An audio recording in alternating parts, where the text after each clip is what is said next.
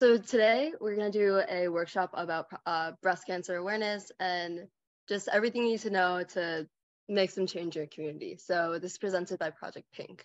Our website is linked on the bottom, and you will see a bunch of other ways to get to know us in the last slide. Okay, so what is breast cancer? Cancer is defined as an abnormal cells that attack the healthy cells in the body. For breast cancer, in specific cancer cells, and breast cancer starts to attack the tissue near them and start to metastasize or spread to the rest of the body. Some symptoms of signs of breast cancer are tenderness in the nipple, texture of skin changing, or a lump in the breast, even though not all are cancerous. So some causes of breast cancer, they're not that many that are known, but there are risk factors which increase your chance of getting the disease itself. And some of those are gender, age, race, obesity, genetic factors, or like family history. And those you can't really control, those are already set from birth. But then some things that you can try to control is how much physical activity you have. You should also have a healthy diet to prevent breast cancer, and also drinking alcohol is one of it's a really, really high causing factor of breast cancer. So you should control that as well.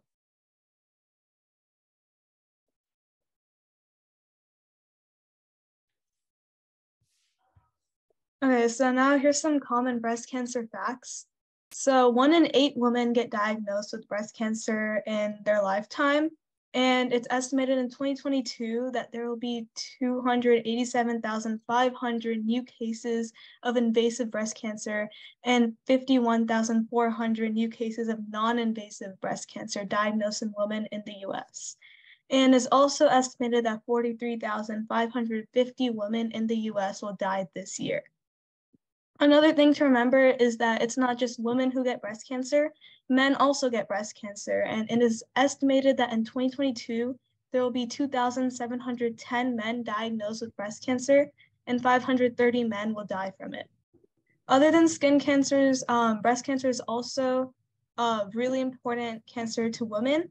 And there's more than 3.8 million breast cancer survivors in the US. And on average, every 2 minutes, a woman is diagnosed with breast cancer. There are a lot of myths surrounding breast cancer. One is that a lump in your breast automatically means you have breast cancer. The truth is only a small percentage of breast lumps turn out to be cancers. Most of them are benign. And another myth is that only women can develop breast cancer. And as we just talked about, although it's not common as it is for women, men can also develop breast cancer. Having a family history of breast cancer means you're going to get breast cancer. That's not true, although there is a high risk. Most women who get breast cancer have no family history of it, and only around 10% of people diagnosed with breast cancer have a family history of the disease.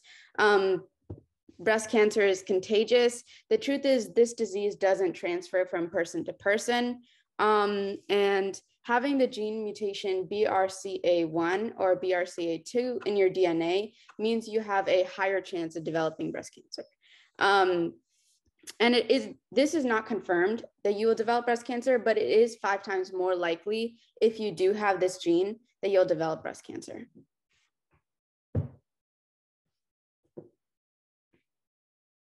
So there are many, many different types of breast cancer that you can develop. So the first one we have here, it's a lining of breast milk ducts containing abnormal cells, which is a non-invasive type of cancer and is likely to be treatable due to early stages.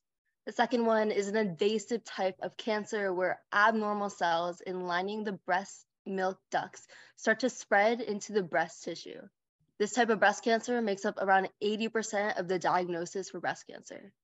The next one, an invasive type of cancer where the lobules of the breast cancer contain abnormal cells, but they have not spread to the breast tissue. Invasive lubular cancer is an invasive type of cancer where the abnormal cells in the lobules of breast start to spread to surrounding breast tissue and throughout the blood. Inflammatory breast cancer is where cancer cells start to penetrate the skin and lymph vessels, and it's known as a very fast-growing and aggressive type of cancer. The next one we have here is our last one. This is when cancer in the breast has started to spread to other parts of the body, also known as stage 4 breast cancer.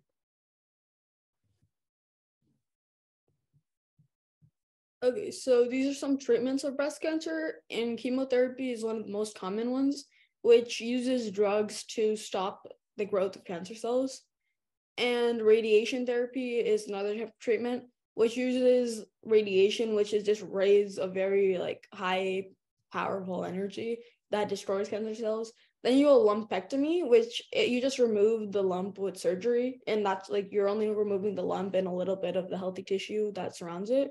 And then you have a mastectomy, which you're removing the entire breast. And a double mastectomy is just when you're removing both of them.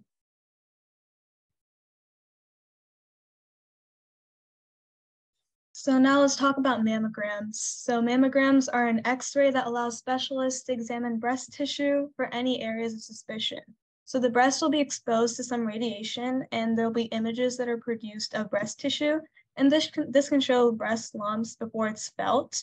And it's recommended that you have the screening around age 40. If you have a risk of breast cancer, then you should probably have mammograms done a little bit earlier. And to prevent breast cancer, it is important that you eat around 10 servings of fruits and vegetables that contain large amounts of phytochemicals every day, and eating a lot of protein, and making sure that you exercise at least 2.5 hours per week. And you also want to make sure that you stay away from any tobacco products, and you also have regular screenings for cancer.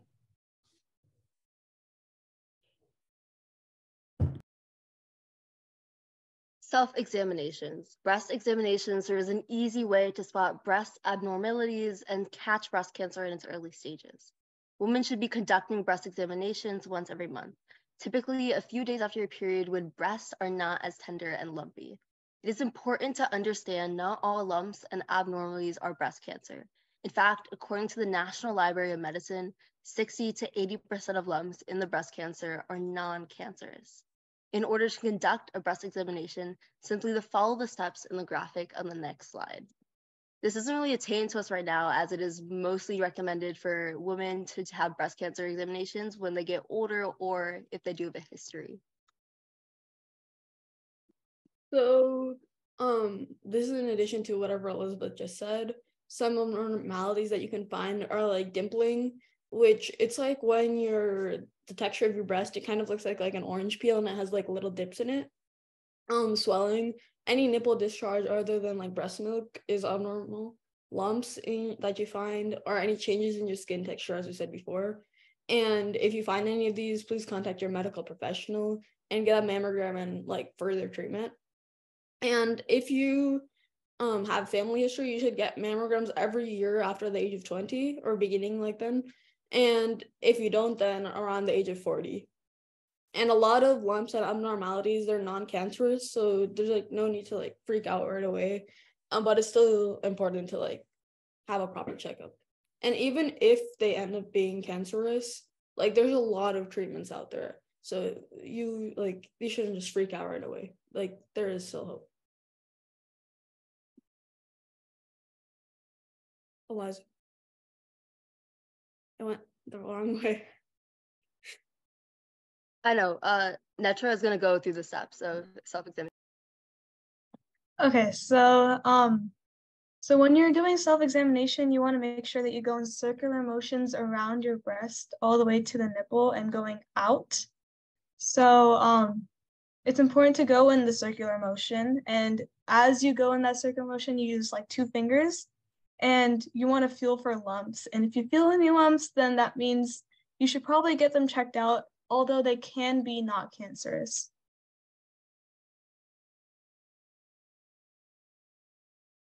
So another thing I want to touch on that we haven't really gone to yet is feminine identity. And I don't know if we have a slide for this, but as we went and progressed throughout this project, we found a huge problem that women deal with this feminine identity. And the sad part is that in our today's society, a lot of people define a woman as like their breasts and their hair and whatever. And a lot of women sadly have to lose that in order for their treatment and to live. And we talked to one of our doctors, Dr. Helene Robinson, And she told us that it's a true battle that a lot of these women go through, and that's really not talked about, is they really can't find their feminine identity. They feel that they aren't a female, and just because that's what society defines of them. And throughout this project and throughout all our awareness and things we've done throughout the community, we think it's really important to share that females aren't just how they look, and these women are going through so much treatment and so much heartache. And there's a lot of mental stigma that goes into breast cancer that isn't talked about. And us at Project Pink try to make that a point to talk about it.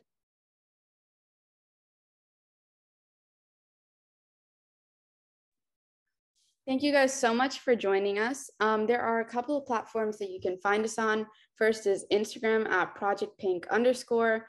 You can find our YouTube if you search up Crest Project Pink, or you can go to our website or Linktree. They're linked on both. Our TikTok is at Crest Project Pink, and our website is schshosa.wixsite.com/Project Pink. And of course, there are many other ways to reach us, but here we're really trying to spread information. And if you guys have a cause you want to do, just like us, we had our teacher pass away from breast cancer, which is what inspired this entire project. And we're doing as much as we can. So if you guys have a cause that you want to pursue, whether medical or not, it's so important that you do that. That's really the whole point of this project, and that's what we want to inspire you guys. And I know we have a different HOSA chapter with us today, as well as many of our Strawberry Crest members. It's important that you all find something, whether that is medical, of course, HOSA, or not, and act upon it. Like I said, our teacher, sadly, we did lose her earlier this year, and she really is a huge inspiration and flame for this project. And I don't know, she was so inspirational to us, and it really was heartbreaking, but we are making a change, and we think it's important that everyone else should as well. If you guys have any questions, please feel free to say them or in the chat. Yeah, so I actually have a question. So I know you guys said that a lot of cancer patients they get really scared about getting cancer, and you guys said it's not the end. So what are the type of consequences if they were to get really scared, and why they should not really be?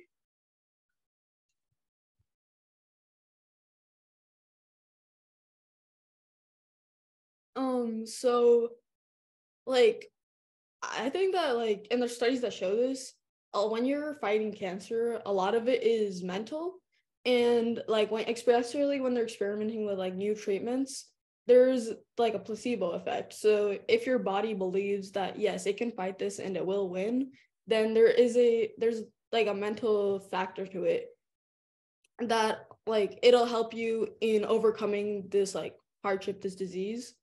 And that's one of the main points of our campaign, especially if you are diagnosed, there is hope. And yeah, I think Aditi, she talks about it in our project itself, if you want to go more into detail about that. You're muted. Okay. Yeah, as we talked about in the earlier slide about hope, it's such a hard, it's such a battle to be told that you've been diagnosed with breast cancer, because when you're hearing the word cancer, it almost feels like that's the end for you. We're always outsiders to the story, but when you're the one experiencing it, it can be so, not only is it mentally draining, but at the same time, your body is going through so many changes. And I think Anika's right that most of it is mental stigma about what you hear about people passing away from breast cancer. So what we're trying to do is give support and give hope to these patients, and tell them that they're not alone in their struggle and in their battle. All right, thank you. Okay, to answer a question in the chat about what community awareness is about. So our event, we pick a certain health topic in our community that we see is not really spread awareness about in our community. And we felt that breast cancer, there was not much awareness spread about this, and many people didn't know the real struggles that are faced and the real facts about breast cancer. And we really wanted to take a deeper dive into it. So that's why we started Project Pink, and we're spreading awareness about breast cancer to the community and struggles that women face when they're trying to reclaim their feminine identity. So through our project, we've done a lot, and we've spread information to the community by going to different community centers. We've been on the news, on newspapers, and also on like ABC News and Youth News Network. And we strive to create awareness, and we hope that we can spread more awareness throughout the year. Okay, I got a question about why, like they said, we talked about early detection a little bit. So about like why it's so important. If Eliza, you want to take that? Yeah, sure. So a lot of the cancers that we have can be reduced, and the cases can be reduced. And that's kind of like our call to action. What we're trying to show is that you can catch cancer at its earlier stages before it becomes really detrimental. And it's important for us to constantly be checking our health, because I feel like a lot of us aren't concerned about things like this until it affects us. But it's important that we're constantly checking ourselves and our family and our loved ones, because you really don't see how it affects you and how it affects others until it really hits you. Like, it really hits you home.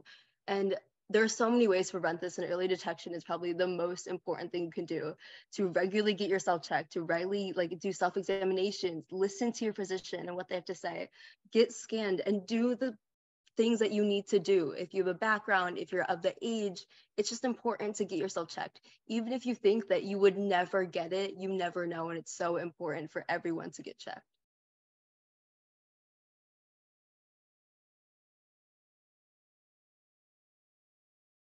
Okay, yeah, I also had one question. Do you guys know any like organizations and stuff that we could reach out to, like support people with breast cancer? Yeah, so we actually partnered with the National Breast Cancer Foundation, and they have like a Hope Kit program, which basically to all of the warriors out there that are battling breast cancer, they'll make Hope Kits, which have like items in it and their care packages basically. And they have like tumblers, like sour candies, which like help with the chemotherapy process. And they have encouragement notes and other things like that.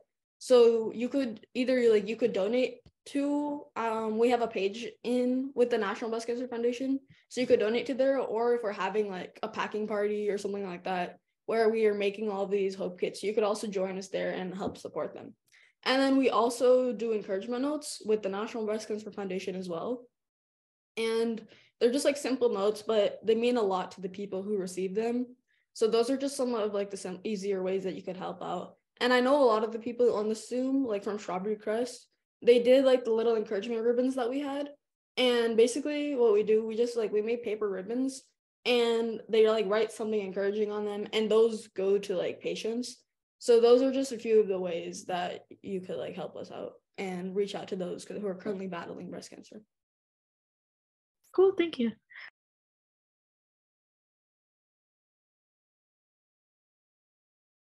We have a question in the chat if one of you guys wants to take it.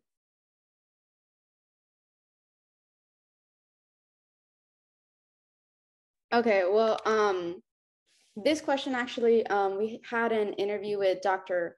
Helene Robinson, as Eliza was talking about, and it was about the misinformation in the medical community. So basically something that she told us was when she went to the doctors and she was first diagnosed with breast cancer, after her mastectomy, she was going to receive silicone implants, despite the fact that they were harmful to her health because she was allergic to the material inside of them. And they made it seem like it was her only option.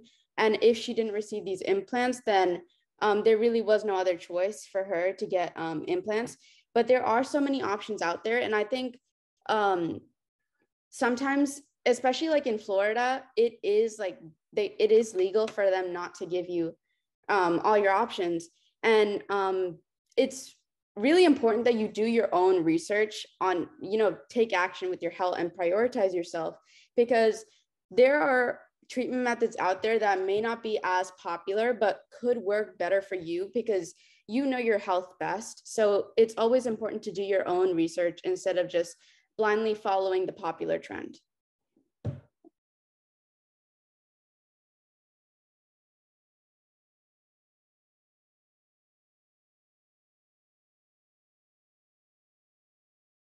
Okay, so we got another question. What makes you guys different than other breast cancer organizations that are already out there? And I think we're like, this is a more of a community oriented event. So it's just in like the locality. And I think there's like not that much breast cancer awareness itself in like Tampa or in like Dover, where we're kind of based off of. And like before Project Mink, like if I'm being honest, I didn't see anything about cancer other than like we have this club at our school, Chargerthon. But like other than that, I didn't see anything. And it was just like, and breast cancer especially, it wasn't covered. And you have all these national breast cancer organizations, but I think those are like, I think they're more for people who are already experiencing breast cancer or like the family of patients and warriors. And I don't think like the everyday person, they're not like going to the National Breast Cancer Foundation and looking at all of these facts. So that's one reason we started it, because we saw this lack of like awareness in our community, and we just wanted to do something about that. And a lot of people, they didn't know like the basic facts, like even 1 in 8 women, like that's the most like foundational, most like foremost fact that you'll learn when you're researching. And like we found that a lot of our friends and family, they didn't like know about that. So I would say that the main thing that makes us different is we're making an impact in our local community, which is like still very, very large. But that's like important because not that many people in like Tampa are otherwise like looking into breast cancer and like its details. Yeah, and to add on, it's increasing early detection in women because we are kind of like making an impact on women, making sure they're getting their mammograms earlier and starting at age 40. That way, maybe they can realize that they have breast cancer before it's too late. And we're also covering stuff like hope and feminine identity, which are two like foundational things that support women through their journey.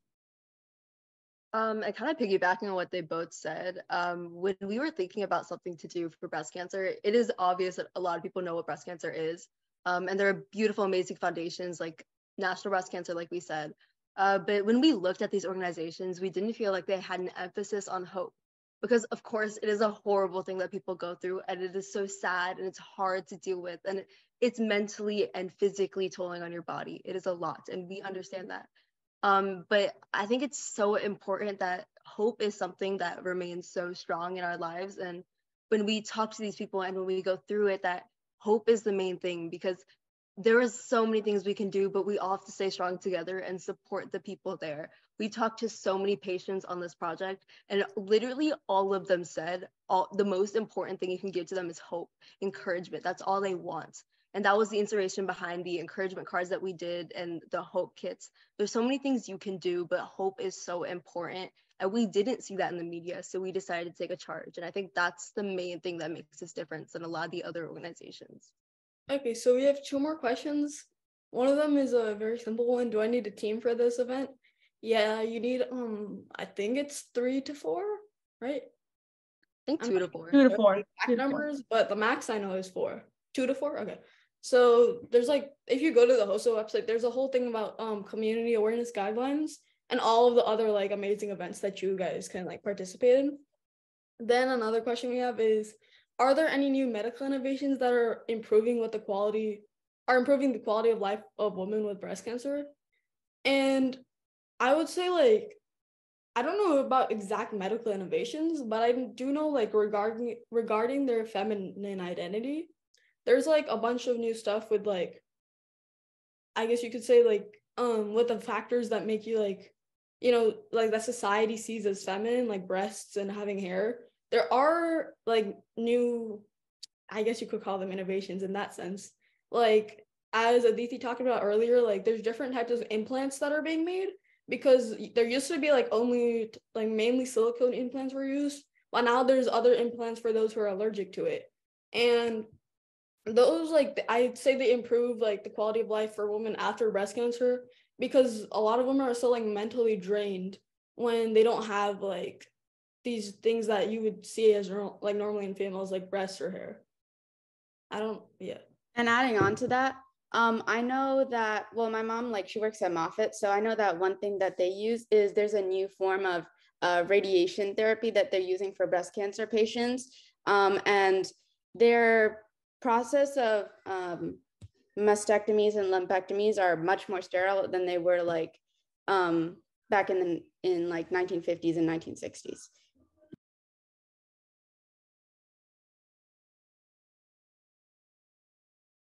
Is there any other questions?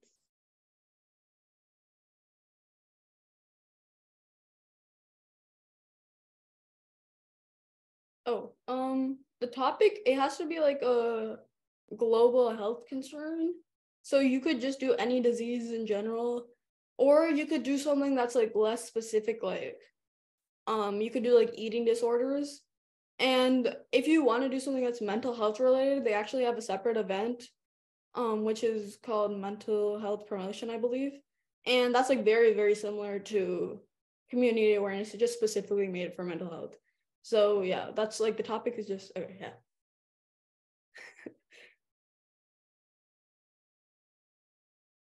If we don't have any other questions, I think that's about it for today.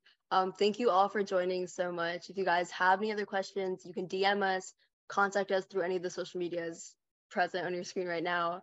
Thank you so much for coming again. It means the world, and I hope you guys learned something. Yeah, and thank you to Suncoast High School, HOSA as well. Thank you so much. Yep, thank you guys. Please check out the 2 videos on your screen and subscribe to our channel as well. Thank you!